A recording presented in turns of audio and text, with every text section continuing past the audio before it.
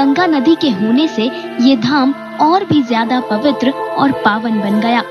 कहते हैं कि समुद्र मंथन के समय जब अमृत के लिए देवताओं और दानवों की लड़ाई हुई, तब वहां से भगवान विश्वकर्मा यानी कि गरुड़ अमृत का कलश लेकर बचते हुए चले गए थे।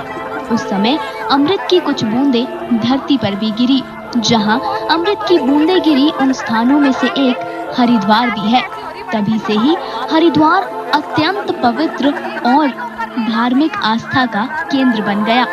यूं तो भगवान हरि स्वयं हरिद्वार में उपस्थित हैं, इसीलिए इसका नाम हरिद्वार पड़ा। लेकिन हरिद्वार के अन्य नाम गंगाद्वार, कुशाव्रत, मायापुरी या माया कनखल, ज्वालापुर भी है।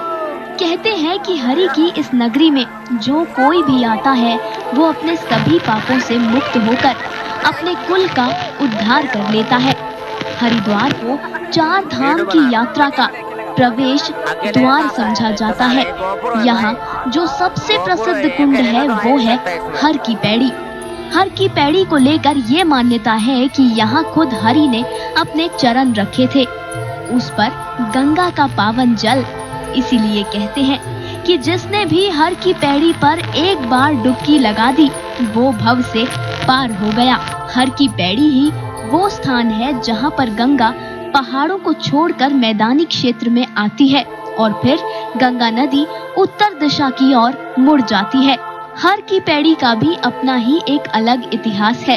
असल में जब भागीरथ गंगा नदी को धरती पर लेकर आए, इसके बाद श्वेत नामक एक राजा ने इसी जगह पर भगवान ब्रह्मा की तपस्या की। उनकी तपस्या से खुश होकर भगवान ब्रह्मा ने उनसे वर मांगने को कहा।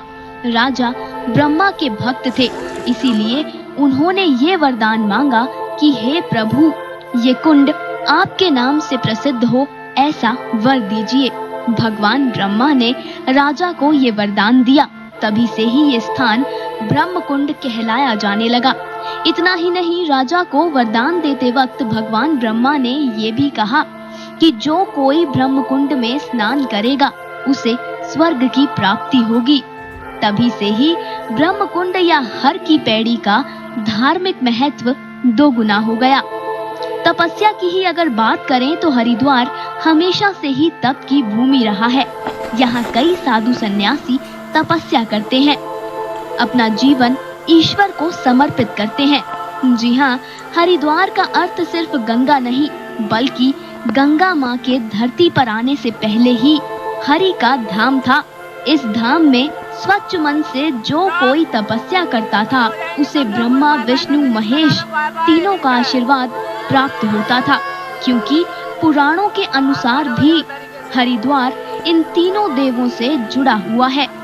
उस पर गंगा नदी का यहाँ उपस्थित होना सोने पर सुहागा है। हरिद्वार में हर की पैड़ी के अलावा और भी कई अलग अलग कुंड हैं, जैसे कि गौ कुंड।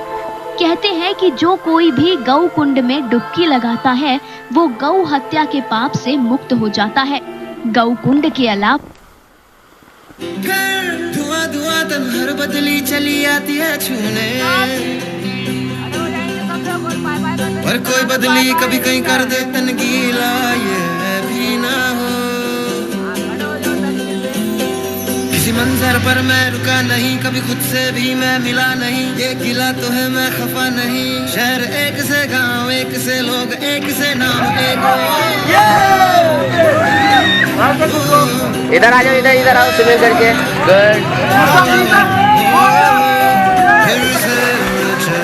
गुड। बोर्ड को ऊपर